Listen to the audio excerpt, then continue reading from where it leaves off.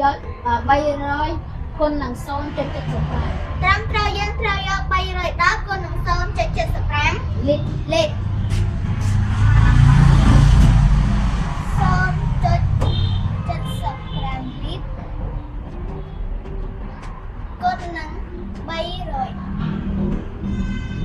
35ដង15សេលេខ5ត្រាទុក1 1 37ដង21 21បូក1 22សេលេខ2ត្រាទុក2 2 30ដង0 0បូក2 2 2 1 2ចឹងស្មើម៉ានស្មើ225លីត្រស្មើ225លីត្រសូនត្រូវចេញយើងមិនអានក៏បានដែរ225លីត្រលីត្រចឹងគេសួរថាតើទឹកទាំងអស់មានប៉ុន្មានលីត្រចឹងទឹកទាំងអស់មានប៉ុន្មានលីត្រ225លីត្រ225លីត្រចឹងយើងត្រូវរកម៉េចថាគេសួរទឹកទាំងអស់មានប៉ុន្មានលីត្រចឹងយើងរកម៉េចស៊ីខ្លះរកចំណុះទឹកទាំងអស់រកចំណុះទឹកទាំងអស់ចឹងចំណុះទឹកទាំងអស់មែន225លីត្រ225លីត្រតោះយើងមើលតើទឹកមួយដបថ្លៃប៉ុន្មានរៀលតើទឹកមួយដបថ្លៃប៉ុន្មានរៀលចឹង310អស់ប្រាក់150,000រៀលចុះមួយដបអស់ប្រាក់មែនចឹងអ្នកគ្រូសេឲ្យមើល310អស់ប្រាក់15,000រៀលហើយចុះមួយដប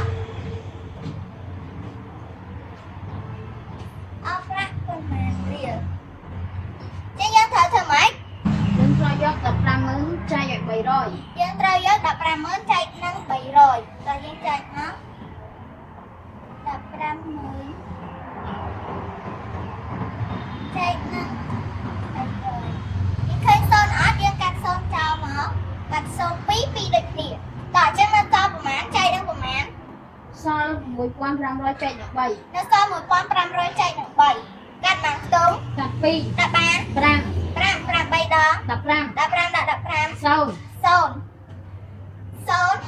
ទម្លាក់ដាក់បាន0 0ដាក់0 0 ទម្លាក់0 0ដាក់បាន0 0ដាក់0 0 ចឹងស្មើប្រមាណស្មើ500រៀលស្មើ500រៀលតោះចឹងសំណួរគេសួរថាតើទឹកមួយដបថ្លៃប្រមាណរៀលចឹងយើងរកម៉េចរកថ្លៃទឹកមួយដបរកតម្លៃទឹកក្នុងមួយដបចឹងពេលយើងឆ្លើយថាម៉េចតម្លៃទឹកក្នុងមួយដបគឺតម្លៃទឹកក្នុងមួយដបថ្លៃ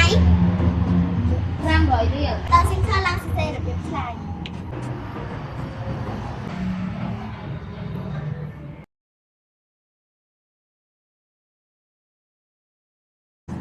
ប្រមាណវិធីរបៀបឆ្លើយរកចំនួនទឹកទាំងអស់យក